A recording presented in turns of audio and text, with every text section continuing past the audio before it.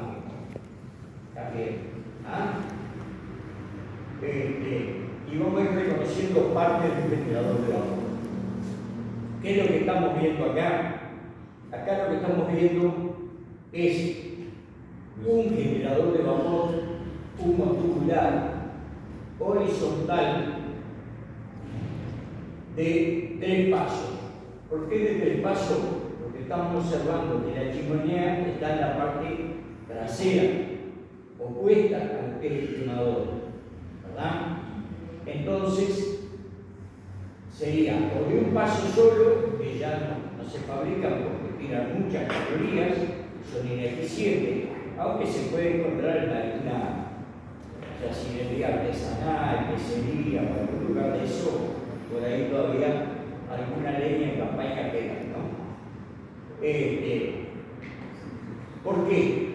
Porque cuando hablamos de paso, es las veces que recorre de forma longitudinal a ese casco de caldera los gases calientes o la combustión. El hogar es el primer paso, y la superficie de calefacción directa, o sea, donde se realiza la combustión, es superficie de calefacción directa, donde después los gases van a ir hacia el fondo, ¿verdad? Y van a encontrar la tapa trasera del fondo con su refractario, su relación térmica, ¿verdad? Refractando el calor, y la placa de tubo ingresa en un segundo paso y me recorre hacia el frente a la caja de humo frontal. Podemos saber ahí si es fondo húmedo, ¿no? Así a golpe de vista.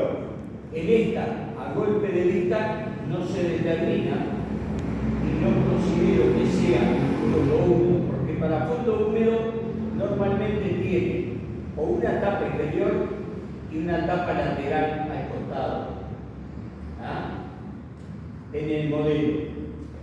Pero si ustedes le muestran así y le preguntan qué están viendo, le dice, bueno, aparentemente al no ver todo el fondo, en esta imagen yo lo puedo determinar.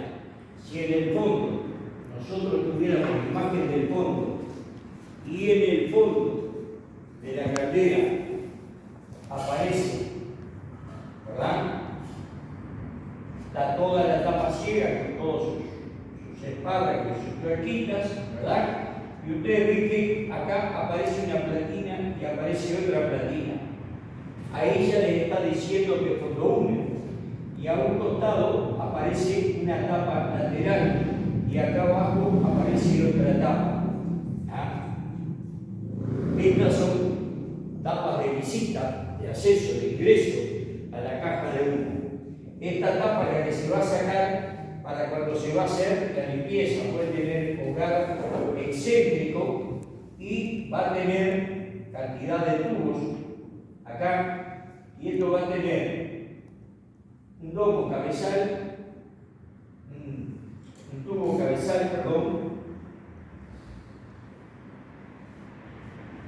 y esto acá va a tener en las partes inferiores una línea de purga también. Y lógicamente el tercer paso de tubo va a estar por arriba. Cámara de vapor, cámara de agua, va a tener combustible también por acá, si es que lo trae, porque ahora no lo exige. Y esto acá va a tener cantidad de tubo.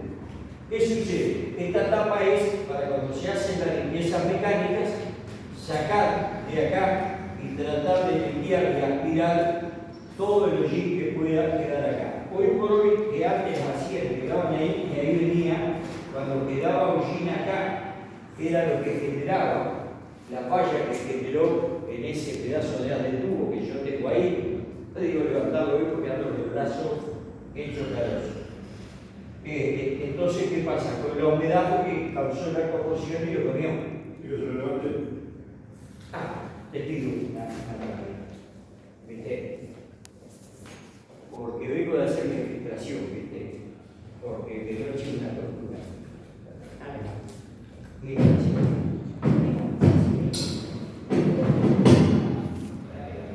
¿Ven lo que pasó en esto? Que acá está perforado y todo acá está labrado por la corrosión. ¿Por qué? Porque a lo que quedó allí, en una caldera, que era fuloide, más limpia, quedó allí justamente en estas partes acá, que no lo aspiraron, no lo limpiaron. Ahora, ¿qué le hacen? A todas estas acá las rellenan con cemento refractario que está por ahí para que no quede, y entonces la limpian más arriba. ¿Ah? De los dos lados. ¿Ah? A lo que la caldera pues permaneció inundada, ¿verdad? Eso es lo que hace como si fuera mi mano, ¿verdad? O sea, un tubo cabezal arriba, ¿verdad? Otro tubo cabezal inferior, que serían los pulgares. Por los pulgares estaría tomando el agua de adentro del cuerpo de la caldera, recibe el calor dentro de la palma de la mano por la salida del hogar y el retorno al segundo paso.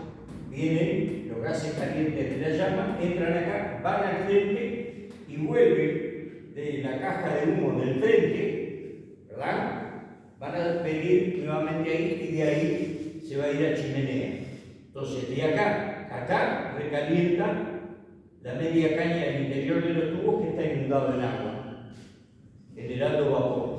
Y a su vez, el tercer paso también intercambia calor desde la parte exterior de la media caña. ¿Qué pasa? Que la caldera quedó inundada, transpiró días de frío, transpiró y a lo que transpiraba, esa condensación venía y empezó a trabajar con el hollín.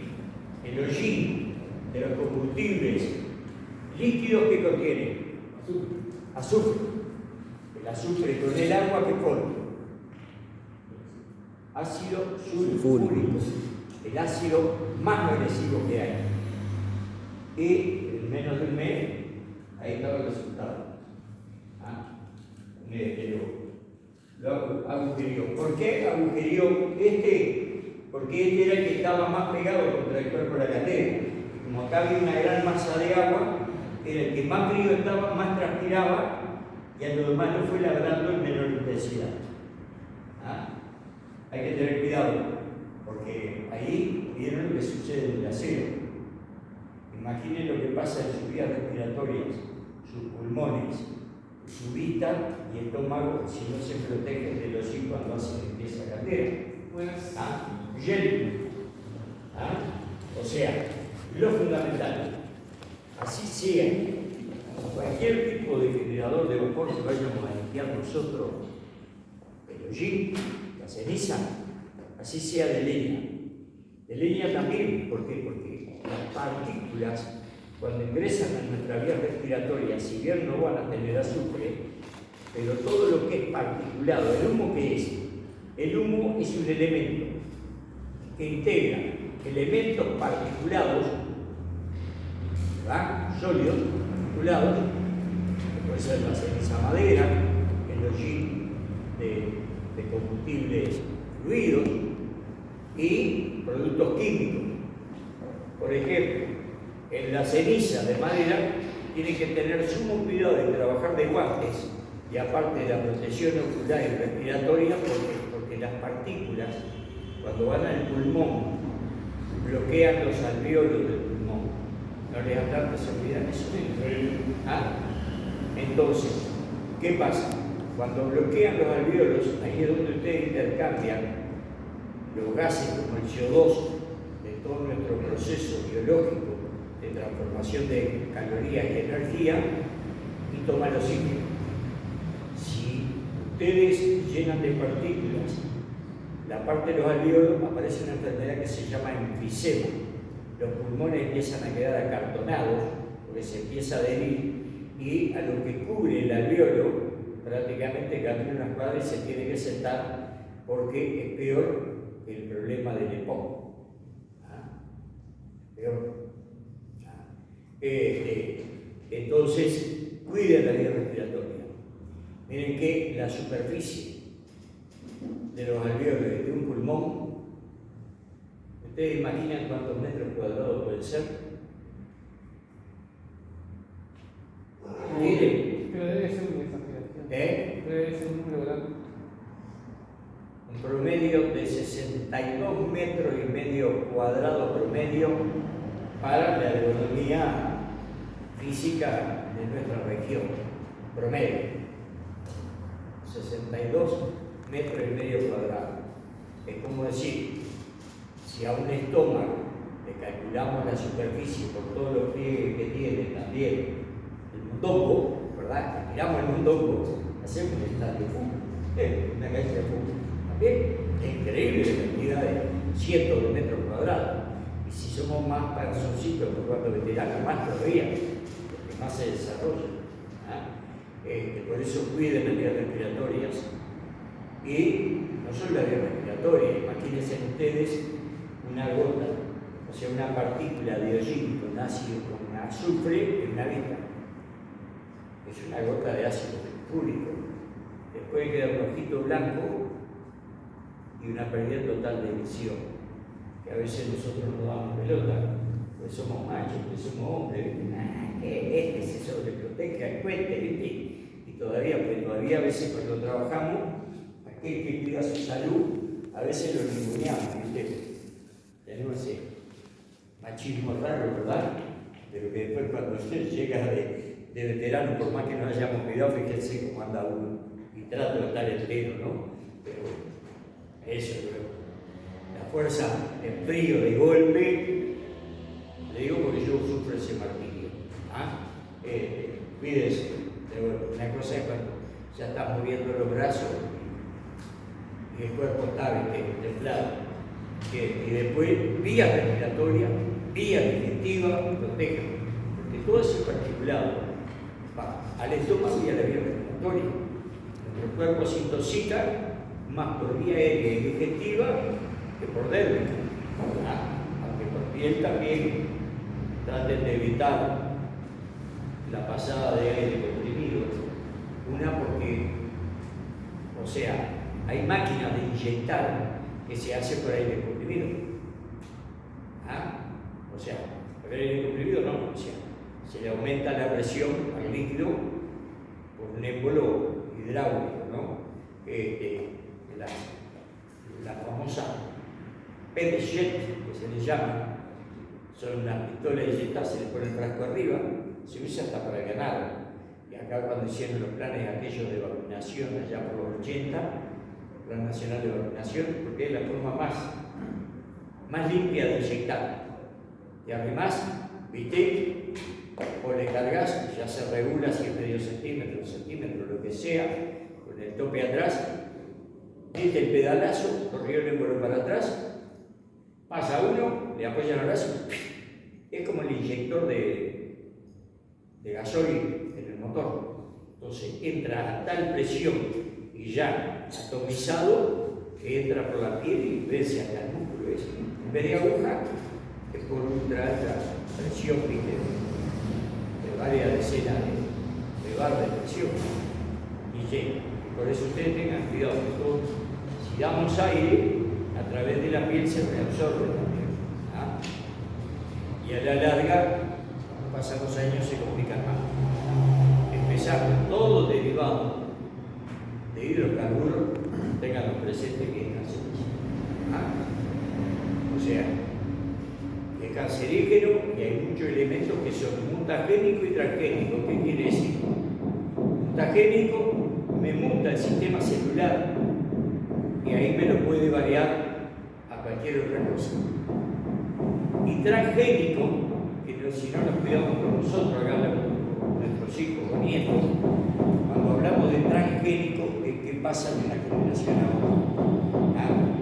Las mutaciones que llevemos en nuestro cuerpo, productos químicos, lo que sea, se lo estamos dejando en herencia, que tiene bien atrás de nosotros. Y eso tampoco nadie, cuando hablan de transgénico, de lo otro, y tocamos la semilla transgénica, y tocamos lo otro, ¿viste? Bueno, cuídense entonces cuando la limpieza siempre de esto. ¿Queda claro? ¿Entendieron esto más o menos? Dado a la pregunta del amigo ahí.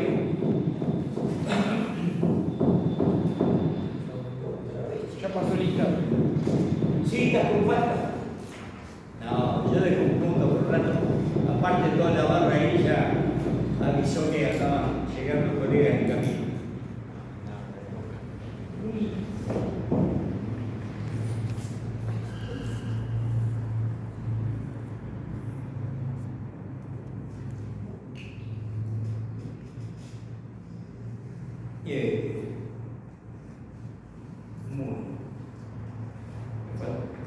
Eduardo y los demás.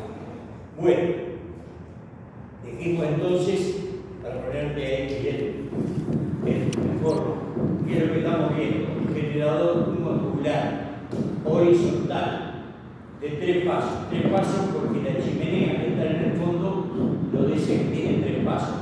Pasos son las veces que pasa los gases calientes en la longitud del cuerpo de ese casco de caldera, ya mejor dicho, generador de vapor.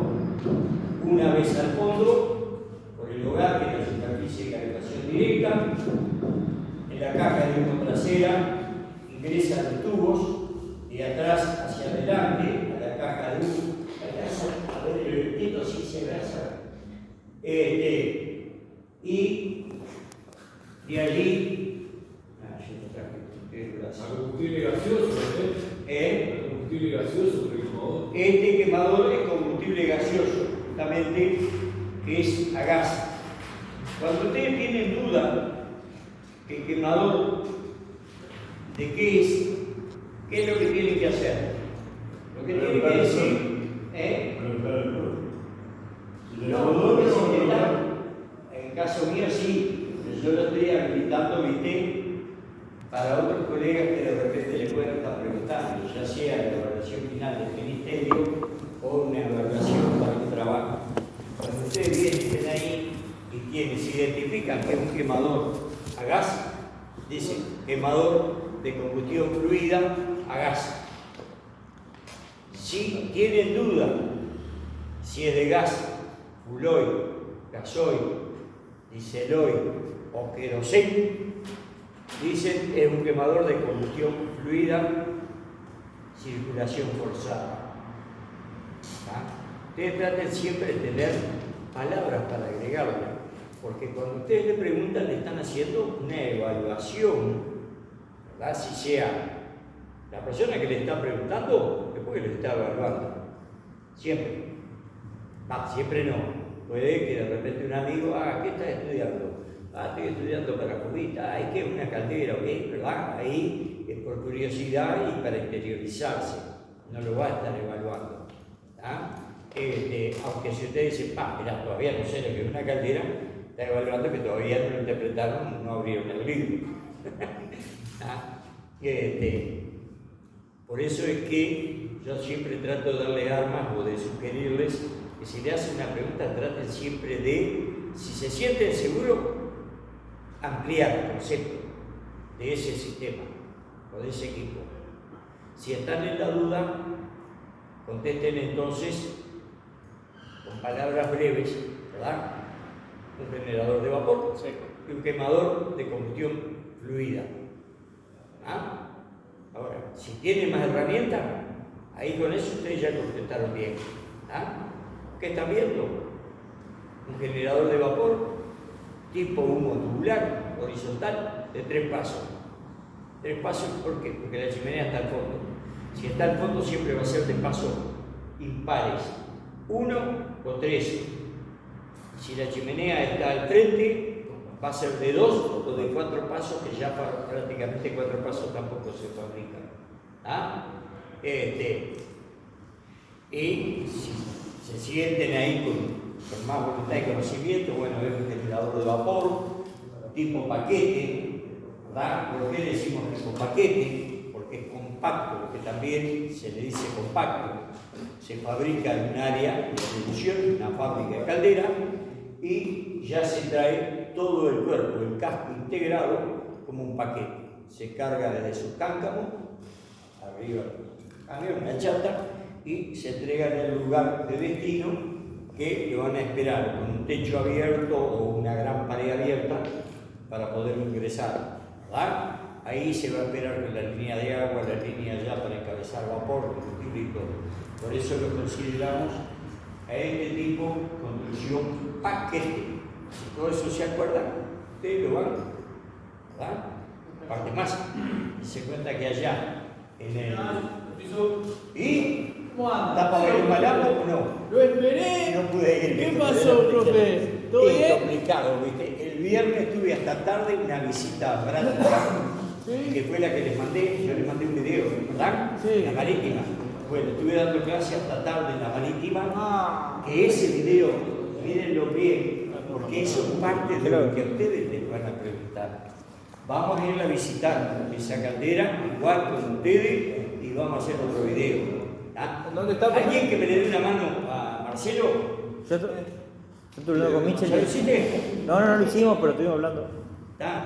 Para cómo poder enviar los videos más largos, ¿viste? ¿Cómo se puede hacer? Porque yo... Yo tengo un canal de YouTube que subo ahí y mando el enlace. está. Ese YouTube es para nosotros ahí. Sí, nosotros, yo les mando el enlace y pueden mirar el video. Está. ¿Qué hago amor? Es como está haciendo Sí. otro Marcelo. Marcelo no, Nacho, lo hacía Marcelo también, lo está haciendo Nacho en el otro grupo que fueron esos videos que les mandé. ¿Ah? Por lo menos así ya lo compartí. Bueno, recuérdense, casi todas las calderas moleculares son tipo paquete. ¿Ah? Ahora ya, si es una teogal, ahí puede ser una construcción mixta. No solo que va a ser un generador de vapor mixto o combinado. ¿Por qué? Porque tenemos una parte modular y una parte acotubular. Una capilla húmeda, ¿verdad? Acotubular.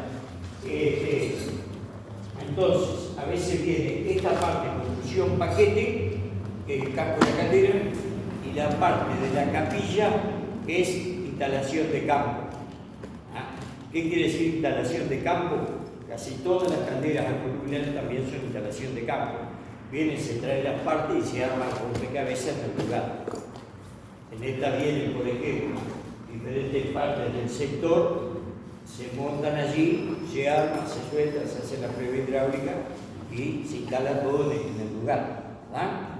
Bueno, vimos entonces de que es un modular horizontal de 3 pasos con un quemador de combustión fluida. En este caso lo identificamos que es de gas, combustión de gas.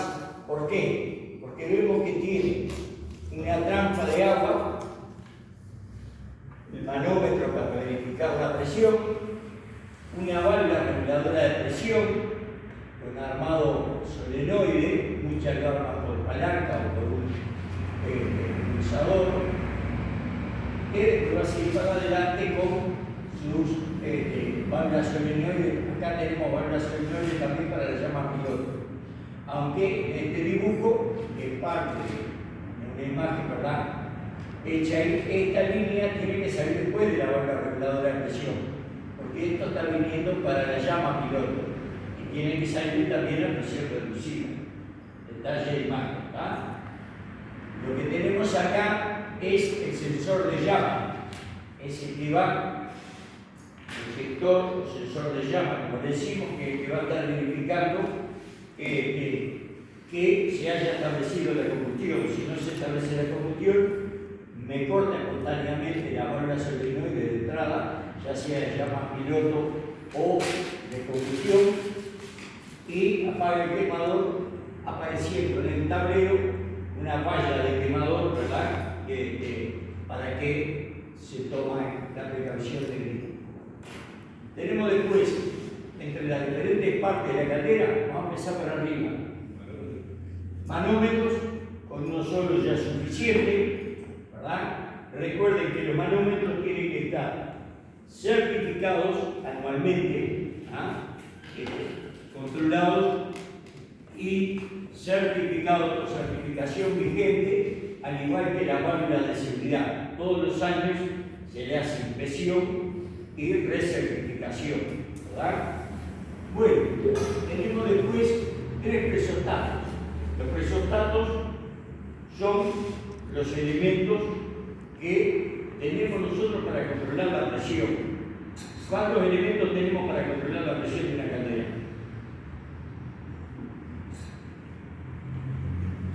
¿Cuántos elementos tenemos para controlar la presión de una caldera?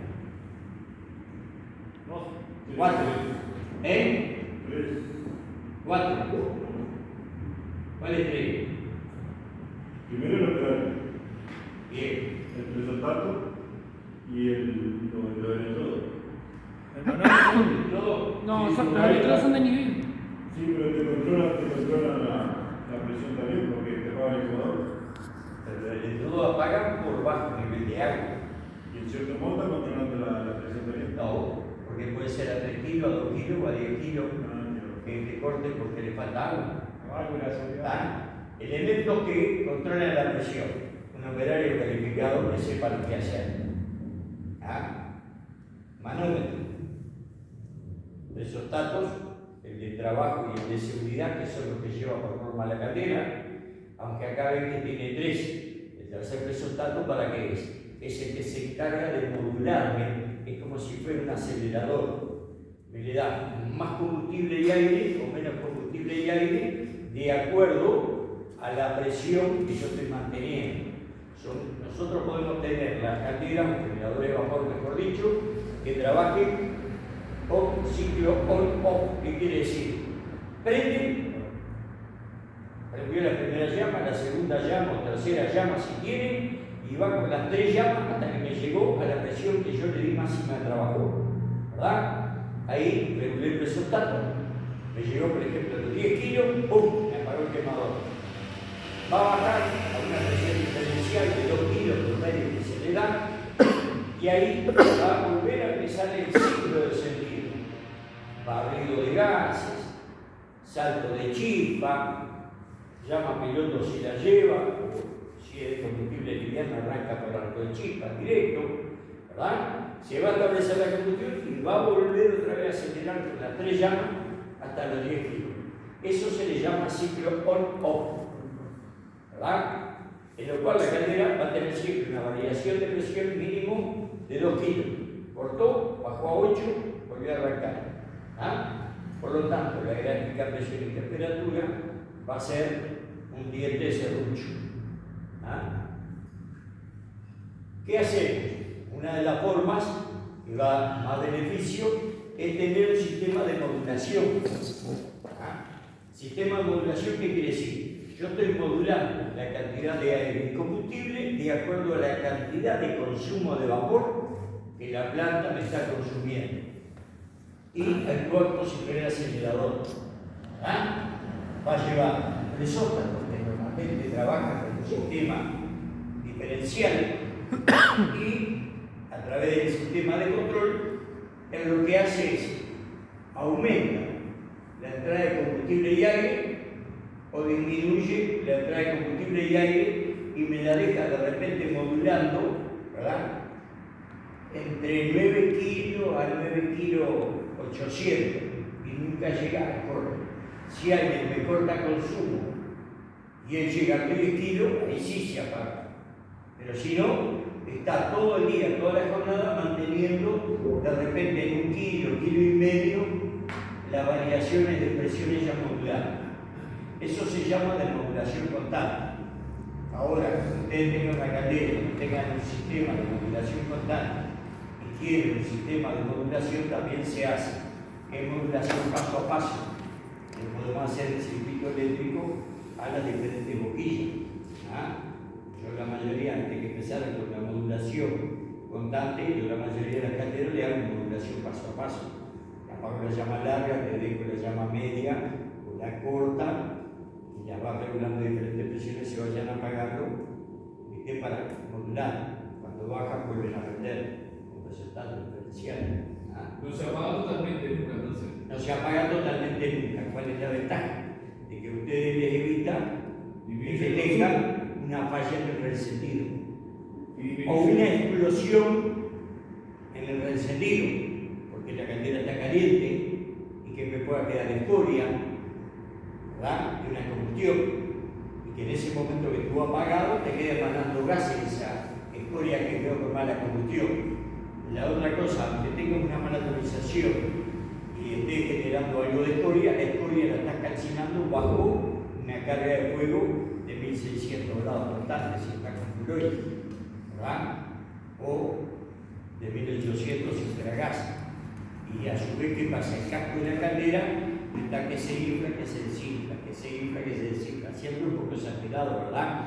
Pero una fatiga que genera presión y que descomprime. Comprime y descomprime. Ahí nosotros vamos a tener una gráfica de temperatura mucho más estable, pero la gran ventaja que vamos a tener nosotros es de que desde que largamos a la mañana a las 10 de la noche con la que trabajamos, sabemos que la caldera va a estar siempre encendida y que no voy a tener una interrupción imprevista por una falla en el reencendido, lo cual le garantiza, ¿verdad?, una producción más estable. Porque a veces el reencendido es de que por allí o se me empastó el electrodo y me generó un presalto de chispa a tierra a través del casco de quemador. Y ahí a lo que me está saltando acá atrás no me salta en la punta y por lo tanto no me siente el quemador. ¿Eso qué implica? Que tengo que parar la producción, correr el quemador para atrás, sacar la punta del cañón, inspeccionar los electrodos, ver, de repente era un poco de fuloid que me pasé de temperatura y por ahí queda haciendo retorno hacia atrás. Todos esos imprevistos que suceden en las mediciones de marcha, cuando estamos modulando, El consumo disminuye. ¿eh? El consumo disminuye. Y el consumo disminuye porque evitas Los arranques. los arranques, ¿viste? Mantener prácticamente un filito siempre constante, ¿viste? Es como cuando decimos, ¿viste? Es como los aires funcionado. ¿Eh? Es como los aires funcionado. ¿O no? Claro, claro. ¿Viste? O sea, hoy por hoy, con los nuevos aire acondicionados y las heladeras familiares, inclusive, cuando vos tenés, ¿viste?, el equipo, ¿viste?, tipo inverter, ¿qué es lo que hace? Es como un acelerador. Él llega, te aumenta más velocidad y después te mantiene a una determinada carga. Bueno, seguimos entonces con los elementos, con los accesorios. Acuérdense, le preguntan elementos de control de presión de una caldera. Presostatos. Cuando decimos presostatos, mínimo dos: de trabajo, de seguridad, manómetro y válvula de seguridad. Y el cuarto elemento, un operario calificado. Porque si me falta un presostato, observo en el manómetro y llevo un debido control en que opere, recorta o cierra registros de aire, si a leña, o corta ingreso de combustible, va a ser el operario. Quiere decir que los elementos de control de presión de una caldera, todo el mundo pone, y en las preguntas le ponen siempre nombre 3 elementos, de nombre 4, son de la barra mía. Pero el manómetro. Manómetro te informa. Seguro, ahí Y está. en consecuencia actúas tú. Entonces tú sos un elemento de control de presión. ¿Cuál es la función principal de los operarios de caldera?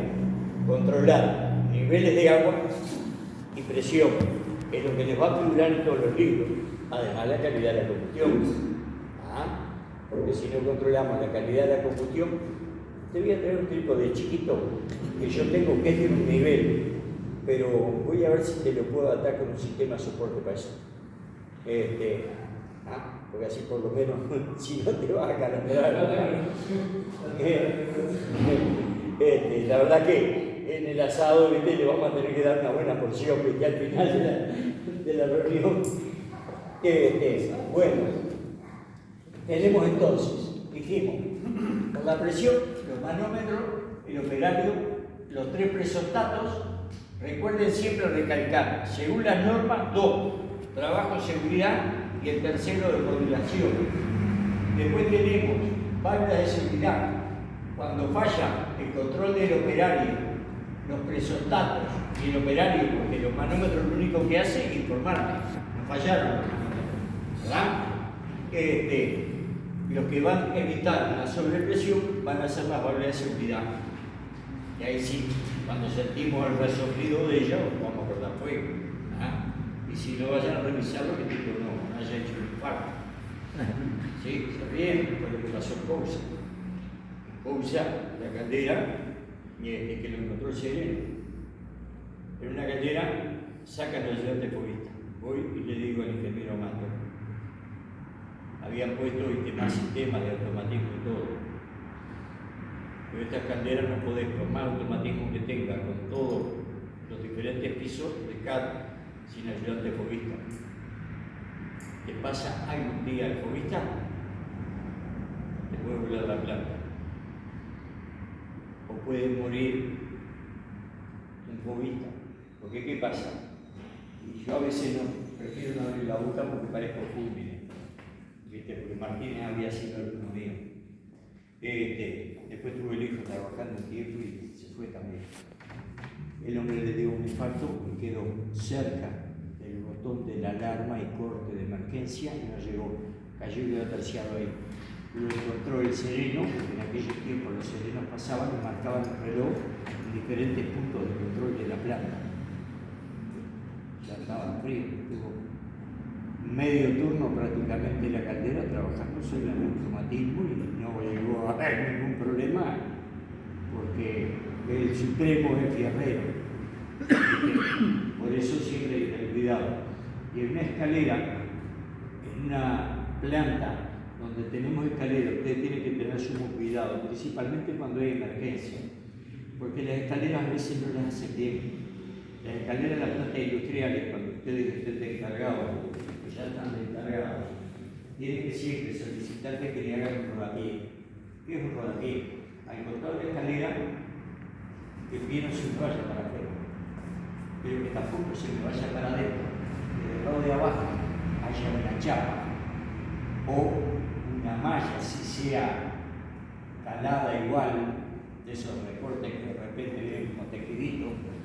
¿Por qué?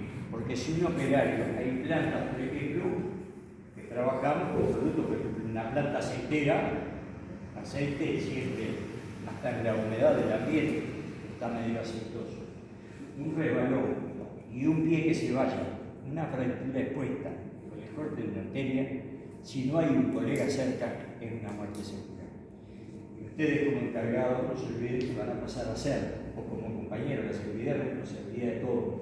Yo vengo con una formación de barco en la cual nos tenemos que cuidar todos porque somos imprescindibles cada uno.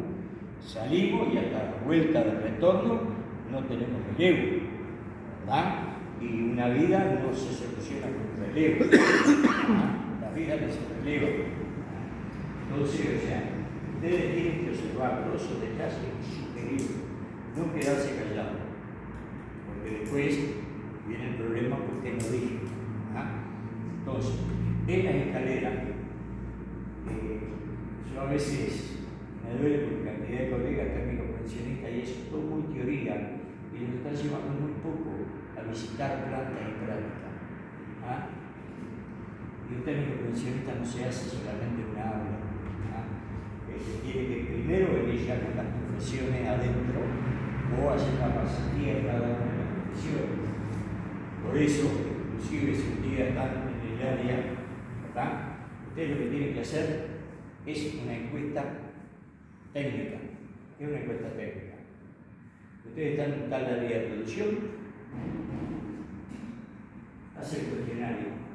¿Qué preguntas? No hagan cuestionarios largos. 8 o 10 preguntas. Referente a cada sector de cada uno. ¿Qué es lo que usted considera que es de riesgo y accidentes en su sector de trabajo? ¿Cómo mejoraría la eficiencia y acortaría los procesos de carga física? Con 3 preguntas así, ¿cómo consideran las condiciones lumínicas? Porque a veces venimos y decimos, metí un producto allá, esto y lo otro, y la rueda, y lo mandamos necesita el primer punto que instala, y le está causando el alumbramiento, a la larga, problemas de la vista en el transcurso de los años, y a su vez insalubridad en el trabajo. Si estamos, todo eso, muchachos, o sea, yo dije de entrada, creo que el primer día, no preparo foguista, preparo futuro encargado de planta y que brille. ¿Ah? Que cuando esté como encargado de planta, la gente que lo rodea esté conforme con el encargado de tiempo. Que los encargados no los elegimos. ¿Ah? Lo designan de la empresa, ¿verdad? Todo lo demás, a las personas que realmente tengan la formación técnica, profesional, o a veces no. Porque a veces, ¿qué pasa? Reúnen las condiciones para la querencia, pero no reúnen otras condiciones, porque lógico, un hombre de repente no puede estar formado en todo y ser como el comodín en la conga. ¿Ah?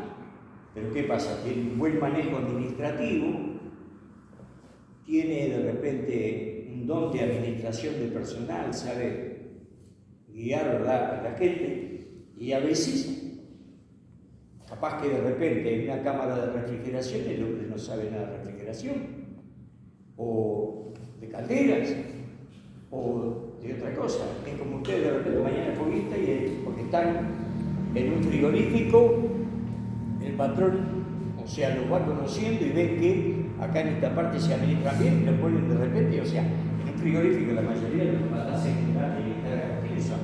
Es un tipo que ha lidiado de repente con 100 personas que están en el área de faena, pero no saben nada de refrigeración ni de caldera.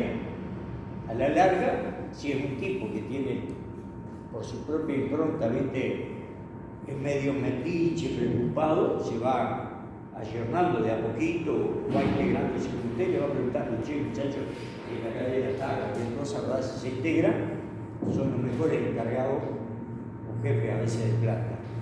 Pero ojo que a veces hay que saber cómo ayornarlo, ¿verdad?, nosotros mismos, ¿verdad? Es decir, fulano, ya que está descargado, ya nosotros trabajamos así y así, ¿verdad? Y buscar complementar. Ojo con eso de que el que sabe, sabe y el que no sabe, jefe, no corre. Yo he tenido excelente encargado de planta cuando hemos empezado a trabajar, ¿viste?, de los cuales aprendí mucho, y hay una de las cosas. Los buenos encargados tienen que saber liderar. ¿Ah? El líder que es aquel que logra que la otra persona haga lo que yo pretendo que haga sin que me haga resistencia. ¿Y cómo lo logro? Estimulándolo, haciéndolo participar. ¿Verdad? O sea, no es aquello de agarrar la herramienta, ¿verdad?, y hacer. No. El que ladra no manda, eso no es mandar. Ladrar. ¿Verdad? Cuando uno viene y dice, y ustedes siempre van a ver a lo largo del tiempo, la experiencia se lo va a decir. Los mejores encargados son los que conocen el proceso, y son aquellos, ¿verdad?, que se integran con el propio equipo de trabajo. Porque si yo vengo, y ya van a conocer gente que trabajó conmigo, y le van a decir, la primera vez se metía en el lugar más complicado era Miguel. Sí, yo sí, lo hacía. ¿Pero por qué lo hacía?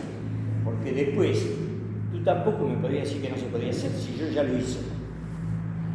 La parte peor, me metí yo primero. Y es típico, los que trabajaron conmigo, con los barcos, los grupos de mantenimiento, el barco estaba en la boya eje, yo iba para bichar, en qué iba a competir para agarrar como trabajo, y ya cuando el barco venía entrando, y lo que me había dado, porque ya había trabajo que ya era por continuidad y calidad de trabajo hechos ya anteriormente, por más que compitieran otro, a la larga seguía siendo mío. Porque los tiempos que los rotaron vieron que no valía la pena después rotarlo. ¿Ah? Y entonces yo ya cuando venía estudiando, yo de repente metí una caldera cuando todavía estaba pasadita, tibio arriba.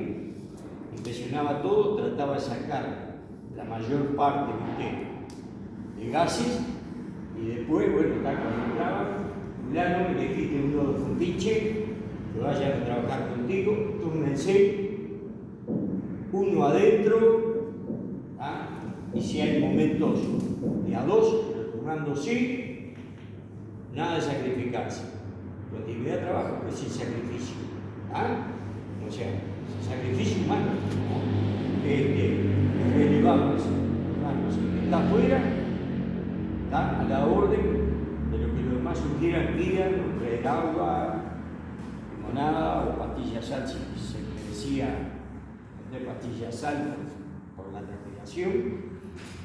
Y toda la gente trabajó conmigo y gracias a Dios, al contrario. Si uno me trata de chequeo y me patea, ¿no? Al contrario, me encontramos compartimos. ¿Por qué? Porque yo también fui laburante. Y soy un laburante a las 7 décadas igual. Entonces, lo fundamental, tengan cuidado cuando ordenan personal de trabajo. No digan, fulano, andá y entrá a este casco de caldera. Fulano, ¿te sentís seguro entrando al casco de la caldera? Porque si no se siente y yo lo mando a Santana, Santana voy a tener que traer yo acá. Y si Santana está adentro, cuidando más sus temores, porque no tiene experiencia de haber entrado ya con alguien que vio o que otro entró y que salió sin problema, que la caldera todavía está tibia, o que de repente caldera o tanque o lo que sea, primero verificar que haya libre de gases. Si hay lugares de gases, entonces que no nadie. Y después, bueno, primero que entre uno para demostrarle que se puede entrar y se puede salir lo más bien. Entonces ahí damos confianza. Son sugerencias, ¿verdad? Porque de repente venís y lo mandás y el tipo adentro, yo le digo, una vez un mantenimiento de una caldera, mantenimiento no, una reparación de pinchar una caldera, cargamos una cámara, un aspirante de la escuela naval, su primer viaje de Prato, Gonzalín. Después lo encontré como jefe de máquina en un barco petrolero a los años. Y bueno, fue a hacer un viaje justamente, un petrolero, allá por el 73, 74. Y se nos pinchó unos tubos de la caldera y lo estábamos reparando y anulándolo ahí con Walter Ferrón, con pinche, estando por superior y muy inferior. Entonces, yo entraba arriba, Walter entraba por abajo, ¿viste? Y se íbamos haciendo la prueba a ver cuál era el que estaba pinchado para después anularlo. Después que lo hicimos, quiso entrar. ¿Viste? A ver, y le dijimos, ¿te sentís seguro? No intentes darte vuelta. Mirá que vas a sentir ruido porque está la otra caldera prendida porque el barco seguía navegando, no podés. La mitad de profundidad muy grande, la cadena ni amarrar a ningún lado, y menos regalarte a bolas grandes. Y después cuando entró, claro, el barco va para un lado, va para el otro, y él entre unos metros se apretó, ¿viste? Y se quiso dar vuelta y se acalambró. ¿Qué pasa? Todo fierro y pedacitos de anillo. O sea, para esos lugares donde hay que entrar, si entran al interior de una caldera acotubular, ustedes van a tener los domos,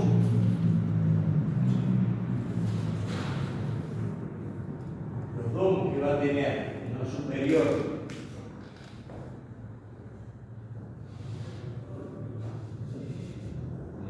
tiene y esto acá va a tener todos tubos, toda esta raya yo le hago tubos, ¿no? Pero ¿qué pasa? Todos estos tubos sobresalen pedacitos para adentro, entonces se van a reír. Yo entraba que todo el mundo, ¿viste? Parecía un hindú, porque me metía atrás por la cabeza y hacía un cordón acá atrás así. Y lógicamente ahora es codera, es rodillera, trabajar, todo. Ahora tenés todo. Ahora entrar a la rodillera, entrar a la cadera y entrar. Porque tenés que estar prácticamente gateando adentro. Según el tamaño de la caldera, prácticamente en el tomo, ¿viste? Para estar parado y que en un barco que se te mueve, tampoco se la son secos, por más que te dé la altura. Y hace así y te dio contra los bordes del tubo. Entonces, para no tener escape de las orejas, tapate la oreja con todos esos cordones guayos, porque de casco ahí no puede estar.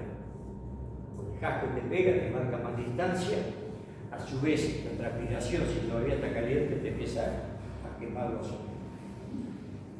Entró y resulta que me tuve que entrar, meter por arriba de él, jinetearlo prácticamente adentro del coso que se quería dar vuelta y se acalambraba y se entró a desesperar. Me tuve que meter por arriba de él, hablarle suave, hacerle casi una doble vuelta, eso para que la cabeza no se la diera contra las cosas, apretarlo así, aguantarlo, hablando, mirá que no está solo, somos dos, vamos a salir los dos, el otro, un rato allí y otro hablándole de afuera, tirándonos agua fresca, hasta que el loco no te dé vuelta, está regulado. ¿Ah? Yo voy a pasar por arriba tuyo para el otro lado y voy a venir regulando y vos andás regulando como yo. ¿Qué pasó?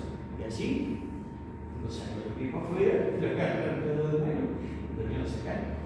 Por eso nunca manden a una persona a entrar en un lugar sin indicarle cómo se entra y cómo se sale. ¿Ah?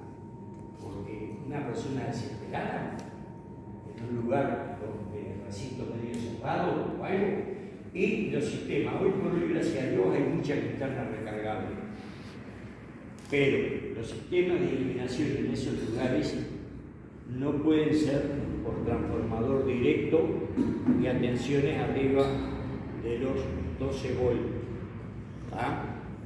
Siempre es conveniente debajo de los 12 voltios y tiene que ser transformador por circuito separado por inducción. No puede ser un transformador de punto medio, porque un transformador de punto medio, si hace un cortocircuito, va a quedar a la tensión máxima de 220. Y con un cable pelado raspado, donde toque, ahí puede generar una diferencia potencial y quedar del resultado. Hoy por hoy, pidan linterna y anden con linterna recargable, que a la larga mejor, mandamos con cable, hay una de las sugerencias a pedir también. ¿Cómo sabemos la presencia de gases adentro? Y hay medidores de gases. ¿Viste? Hay medidores de gases. Eso es lo primero que hay que hacer para entrar. Lo primero Siempre. Porque pueden haber gases nocivos hasta gases tóxicos. Siempre primero ventilar bien, antes que nada, ventilar, circular. Nosotros, por ejemplo, teníamos unos tubos con un serpentín de alambre de acero, que le decíamos los vampiros, o murciélagos, porque lo tirábamos afuera, una veleta, ¿viste? Entonces se abría, tomaba aire y de ahí lo bajábamos, ¿viste? Por las escotillas, derecho para la partesala de máquina y lo metíamos por la entrada del paso de hombre para bajarle la temperatura más rápido, ¿viste? Porque ahí tenías que reparar, si te plantan la otra caldera, y los barcos que eran la turbina, ¿viste? O sea, vos necesitabas el vapor para mover la turbina. Si se planta en la mitad, se plantó y según que más de fondo haya, porque, o sea, nunca podés quedar con bola de costado o de la mula que le llamamos, donde te dé vuelta así otra bola te le puede tumbar. Y bueno, se puede dar otra historia del Poseidón. No sé si vieron la película. ¿Cuál película? ¿Cuál? La historia del Poseidón. Es un barco, viste, que se da vuelta a campana, justamente tiene una plantada de máquina y una ola le saca la proa del rumbo y la segunda ola le da vuelta a campana y la gente, viste, al final va hacia la sala de máquina para poder estar en los lugares donde había quedado, o sea, una reserva de aire que era lo que lo mantenía medio flotando el barco, ¿viste? Y después, bueno, ver de desarmar para el único lugar de poder salir era desmontar el eje de la hélice y salir por la chumacera del eje de la hélice para afuera. ¿Y salieron por ahí? ¿No? ¿Salieron por ahí? Terminó saliendo por ahí. Lógicamente, como todo, viste, siempre algunos inundados y ahogados en mitad de camino, ¿no? En todas las películas. Pero digo, El temporal, nosotros se nos enloqueció en el 72, 73. Un médico, un barco cerca nuestro ahí, en el Océano Índico, se partió en un temporal.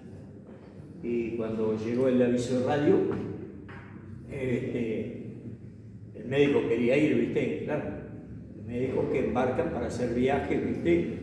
Para atender tripulación. Y hizo una crisis y se enloqueció porque cuando hay un llamado de emergencia, un SOS que se llama, todo equipo lleva una frecuencia de radio en la banda de 500 metros, ¿viste? Se les llama, que es la banda de emergencia. Y los equipos están escaneando frecuencia, están barriendo la frecuencia constantemente. Cuando recibe una señal se detiene en el escáner, ¿viste? Ahí se escucha, se graba inclusive, y ahí se da la latitud y la longitud, ¿viste? De la situación de crisis, crítica de acuerdo a lo que sea, avería, naufragio, lo que sea. Y cuando se recibió, vos después lo que ponés es el radar, le aumentás campo al radar, y en los radares de superficie vos tenés que forman como anillos. Cada anillo, por ejemplo, de 5 millas, ¿viste? Entonces, ahí vos calculás multiplicando los aros, o de 10 millas, multiplicando los aros, a qué distancia de tu barco estás. Y ahí en los radares vos ves, porque si te aparecen otros puntos luminosos, son barcos que están más cercanos al barco de la emergencia. Entonces te informás y te mantenés en la zona, pero no te aproximás. Porque muchos barcos en un lugar y con tormenta, ahí no es de que vos decís, pongo el freno de mano y me quedo parado acá. Ahí vos tenés que estar manteniéndote con máquina contra el temporal, ¿verdad? Dando máquina y manteniéndote que de repente en el lugar, pero siempre dando máquina. Que no te arrastres por un lado para otro, porque si no puede haber más de una colisión y más de un naufragio. Porque después tenés que terminar largando embarcaciones pequeñas para rescatar.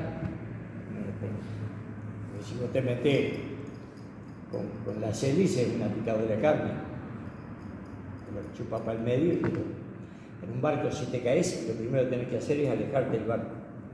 Y el barco lo primero que hace es una maniobra doble Nelson. Nosotros, los criollos, inclusive hasta en ejercicio con otros barcos, los criollos hemos sido siempre los que hemos rescatado mejor personas del agua. Lo primero que tenés que hacer es una operación, la doble Nelson, que también llamamos. O sea, el hombre cayó acá, lo primero que tenés que hacer es tirar el timón todo para el lado de él.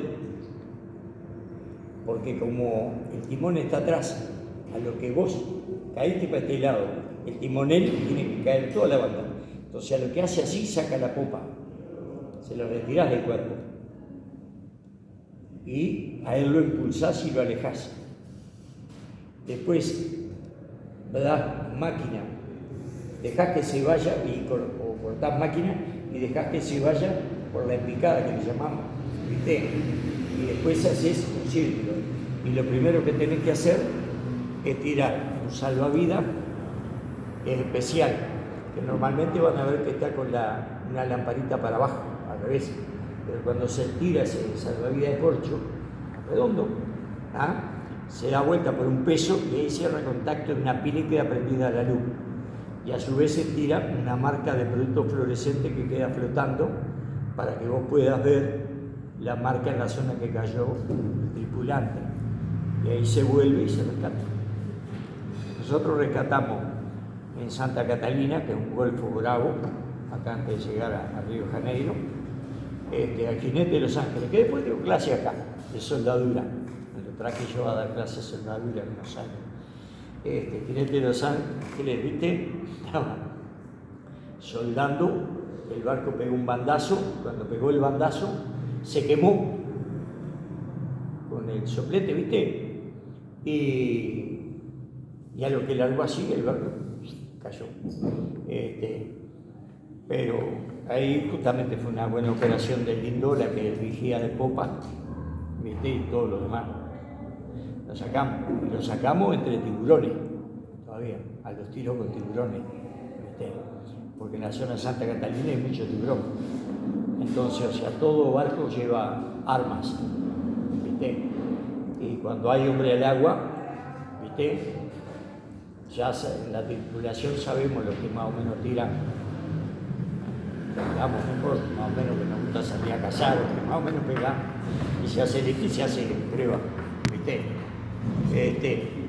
Entonces, cuando ves que viene la aleta, tenés que bajar 1 o 2 para que la sangre de ese alejada no vaya a afectar al colega que está del otro lado. ¿Viste? Porque donde abrís sangre de uno, se atacan entre ellos, ¿viste? Y de ahí rescatar. ¿Viste? Pero bueno, vamos a volver a la caldera. Un día de esto, en una reunión de asado, hablamos de vivencia. Bueno, seguimos. Habíamos visto todo lo que era presión. En esta caldera, esto que vemos acá arriba, ¿lo alcanzan a ver, el puntero? Sí. ¿Ah?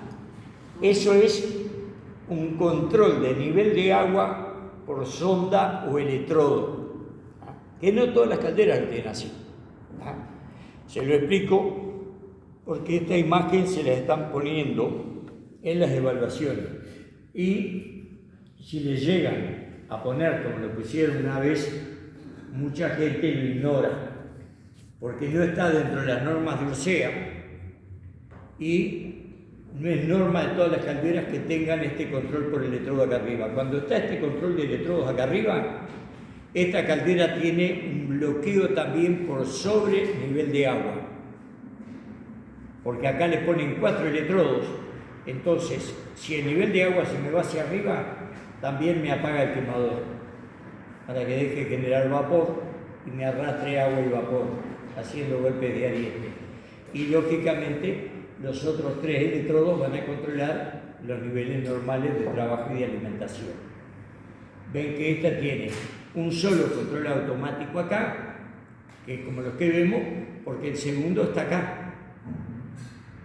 Todo generador de vapor debe llevar, bueno, ahora con la nueva norma, los que son menores de 7 kilos pueden tener un solo control de nivel. Pero normalmente todos llevan 2 controladores de nivel, ¿ah? Que pueden ser de electrodos, y si son de electrodos, yo siempre sugiero que sea uno de electrodos a lo sumo, y el más eficiente son los de flotadores. ¿Por qué? Porque el flotador flota sobre el nivel real de agua. Y los de electrodo, ¿qué sucede? Si ustedes tienen un control que sea por electrodo, ¿verdad?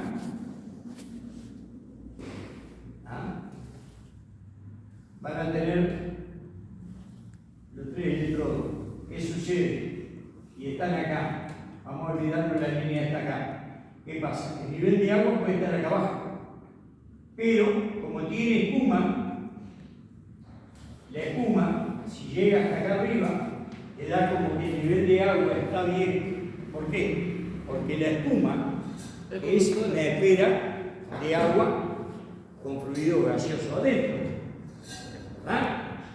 O sea, si hacemos burbujas de vapor, burbujas de jabón, que es agua con jabón afuera y aire adentro, juegan los grises, lo dan un palito ahí.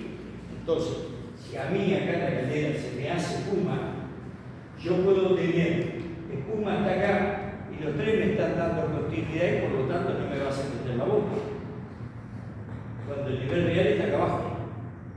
En cambio, en un control por flotador, el flotador siempre va a estar apoyado en el nivel real de agua.